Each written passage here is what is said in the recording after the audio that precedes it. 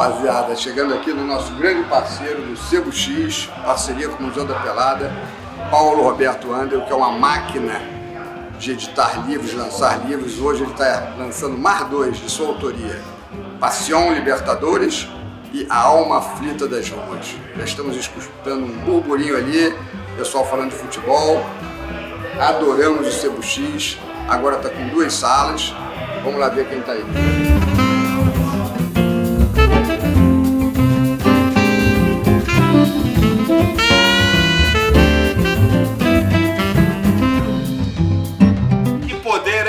Museu da Pelada, coisa seríssima, hein? Olha aí, que presença, essa força vascaína, hein? Que poder, hein? A gente veio falando aqui que você é uma máquina de editar, lançar livros, escrever, faz tudo, né? Mais ou menos, né, cara? Fiz algumas coisas. Algum trabalho, muito empenho, ajuda dos amigos também.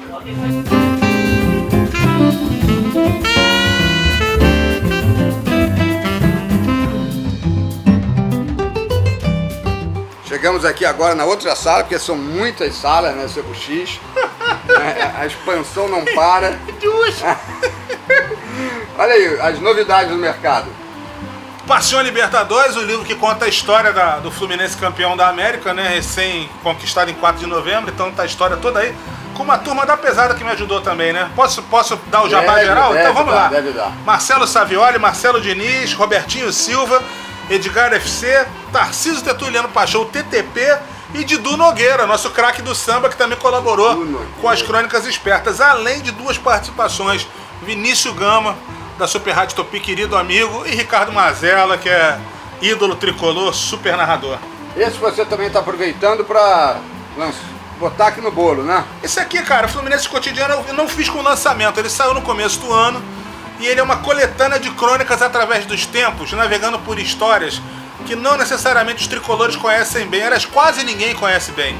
Por exemplo, vale dar a pena dar um spoiler aqui? Claro. Tem uma história maravilhosa. No Fla-Flu da Lagoa de 41, todo mundo sempre ouviu falar que chutaram as bolas na Lagoa, que não sei o que, Fluminense retardou o jogo. Bom, primeiro, isso é uma tremenda conversa da Carochinha. O nosso sensacional Roberto Assaf, super jornalista, já tinha desmentido essa história. Mas o que chama a atenção é que no dia seguinte dessa decisão, o Flamengo entra na justiça para impugnar a decisão. E não tem nada a ver com as bolas na Lagoa. Eles entram porque o zagueiro uruguaio do Fluminense, Renganesh, supostamente estava sem visto de trabalho no Brasil.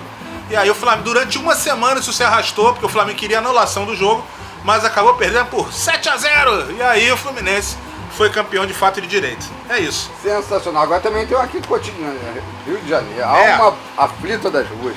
Cara, esse livro aqui é o seguinte, isso aqui é uma inspiração direta de um dos grandes mestres do cinema brasileiro, meu amigo querido, Luiz Carlos Lacerda, que acompanha meu trabalho fora do futebol já há algum tempo, e ele brincava o seguinte: você tem que lançar um livro chamado, para fazer contraponto, Alma Encantadora das Ruas, do João do Rio. E aí, mas eu falei, cara, mas eu vou fazer um negócio desse. Aí ele disse assim, não, você tem que fazer um livro chamado A Alma Assustadora das Ruas, porque eu conto uma parte mais dark side da decadência do Rio, especialmente no pós-pandemia e tal. Aí não ficou assustadora, ficou A Alma Aflita das Ruas, mas assim, esse livro é um presente moral que o Luiz Carlos Lacerda me deu, porque ele me incentivou a escrever as crônicas desse livro. Enfim, é um livro ambientado em Copacabana e no centro da cidade, histórias de rua, histórias reais, histórias tristes, às vezes histórias alegres, e tem até o Fluminense. O Fluminense está aqui no meio, logo no comecinho, Fluminense Futebol 2023, que é uma crônica, a crônica logo depois do jogo contra o River. Porque eu vou falando do seguinte, em certo momento eu fiquei pensando ali no seguinte, aquele foi um dia de êxtase para a torcida do Fluminense, eu pensei, cara, a gente não sabe, mas quantas pessoas estão vindo aqui pela última vez? A gente não sabe, a gente nunca sabe, né? E isso foi o que moveu o ritmo da crônica. Fora do futebol, mas sempre tem um pouquinho de futebol também. E com esses do Fluminense, quantos livros já lançados? 23. Já mereço uma medalha Pedro Ernesto, né? Pelos serviços prestados ao Fluminense, né? Todos sobre o Fluminense. 23 sobre o Fluminense, sendo que 9 são e-books digitais gratuitos que ficam disponíveis no meu site, Panorama Tricolor, para livre consulta, download, o que quiserem. Foram feitos com o objetivo de serem gratuitos.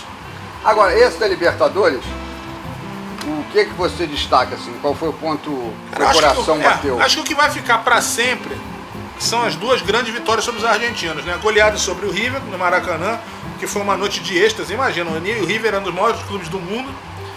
E a vitória sobre o Boca, a vitória na final, porque é a vitória da emoção, a vitória do título que o Fluminense ainda não tinha, embora ele tenha títulos até maiores, alguns insistam em dizer que a maior título da história do Fluminense não é. O Fluminense já foi campeão mundial em 1952, como o Vasco foi em 1949, o Botafogo ganhou 3 vezes nos anos 60, enfim.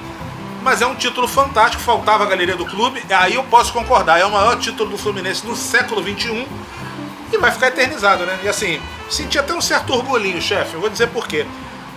Porque eu acabei, por ironia do destino mesmo, isso não foi planejado, eu acabei sendo o primeiro cronista a publicar os livros do Fluminense campeão brasileiro de 2010, campeão brasileiro de 2012 e agora da Libertadores. Então, ficou legal, né? Agora, aqueles 2 jogos contra o Inter também foram fundamentais, né? Fundamentais, dificílimos. E assim, o que eu acho que é o grande barato dessa conquista do Fluminense para outras grandes conquistas é que o Fluminense, como time de futebol, ele foi humano demais. Ele falhou, o Fluminense quase perdeu para o Inter nos 2 jogos. Ele podia ter perdido. Assim como no primeiro jogo, que o Inter recuou, o Fluminense empatou, o Fluminense poderia ter virado. Mas especialmente no segundo jogo, o Fluminense poderia ter perdido de feio para o Inter. Mas até ali ele soube ser humano, soube aguentar, né, o boxe, né, a pancada do boxe, e no momento certo ele acertou para a vitória. Então assim, a jornada é espetacular. Mas ela não é uma jornada de facilidade. O Fluminense não deu olé em nenhum momento. Pelo contrário, o Inter foi um tremendo adversário. Para finalizar, um quiz aqui. Se tivesse escolher um desses 3 como grande personagem da Libertadores: Fernando Diniz, John Kennedy ou Cano? Cara, os 3 são peças fundamentais, mas não dá para não escolher o John Kennedy. Meses antes ele estava chutado, parte da torcida não queria, ele era o vagabundo que tinha que ser eliminado do clube, e de repente ele volta, faz gols em todas as partidas da oitava, todas as fases da oitava ele faz o golaço do título. Então assim, claro que Cano e Diniz são figuras importantíssimas, mas a virada que o John Kennedy deu na própria vida e pro Fluminense, ela é inesquecível. Então fico com o John Kennedy. Parabéns. Até obrigado próximo, de sempre. Né? Até o próximo, que já deve ser no Carioca. Valeu, que beleza lá. Só falta o autógrafo.